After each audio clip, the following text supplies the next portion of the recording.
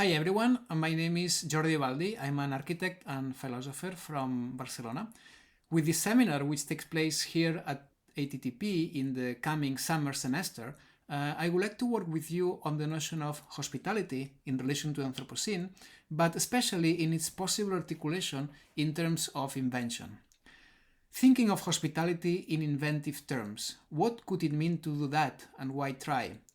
Could we think of it with respect of today's beings of human and non-human affiliation? How to let them come, to let them arrive? How to cultivate figures of hospitality in which habits do not engulf or fortify us, but leak into more active, more spectral, and perhaps even more exuberant manners of living well together today? Philosophy, architecture, poetry, mythology, and science will help us circle around these questions by offering us instruments to think of hospitality in relation to the sun. Let us postpone attention to the psychology of what is commonly meant by love and attend to the falling round of the sun. Let us go solar. Let us call for a more cosmic, impersonal, and diffuse receptivity that plays no favorites, that is less emotional than magnetic or caloric, that floats in the interlude between doubt and decision, between disposition and action.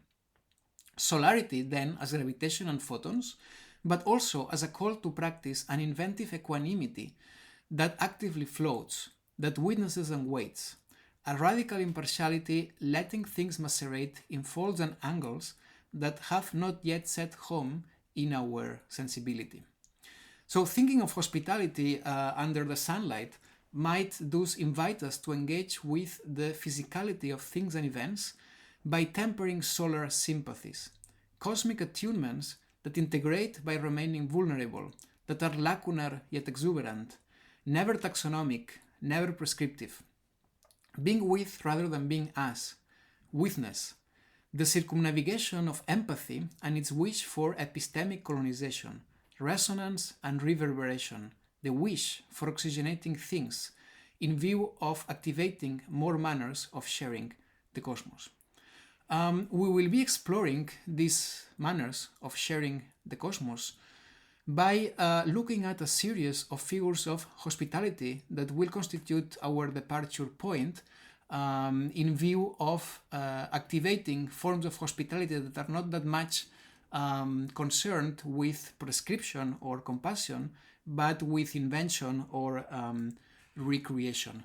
We will accommodate all these figures through a set of weekly readings. We'll be reading at Jane Bennett, Influx and Efflux, in order to understand what is for her the notion of solarity and what can it offer in terms of receptivity. We'll be approaching the work of Emmanuel Coxia, Filosofia de la Casa, in particular his approach to the notion of habit in relation to hospitality, but also in relation to the domestic space. Rick Dolphin, the philosophy of matter.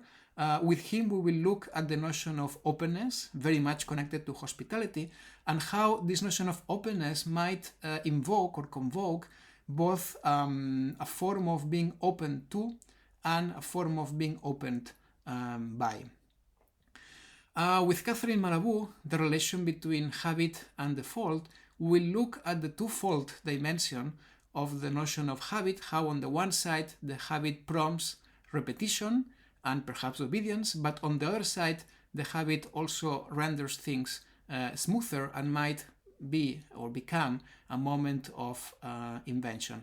It's precisely this second sense of habit the one that we will be working with the work of Michel Serres, Hominiscence, where he uses or he explores the notion of training. No? So the training as an activity that allows us to enter in synchrony with the cosmos in light of different proportionalities. With Lars Spuybrecht, the sympathy of things, we will look at how Lars Spuybrecht deals with the notion of sympathy in a manner that involves also non-human beings, no? Which is again one of the aspects in light of which we would like to develop notions of hospitality.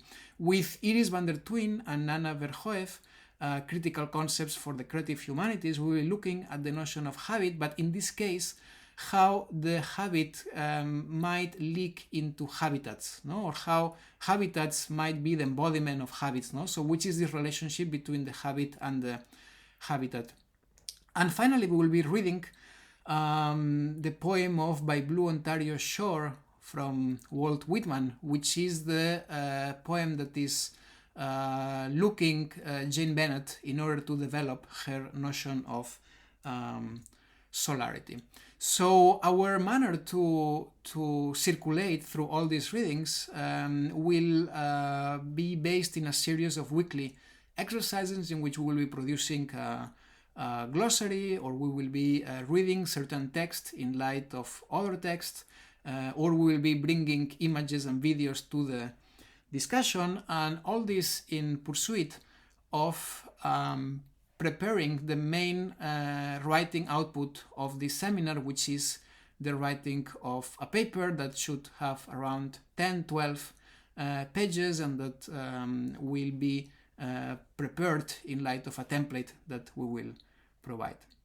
So that's all from my side. Thank you very much for your attention, and looking forward to start working with you.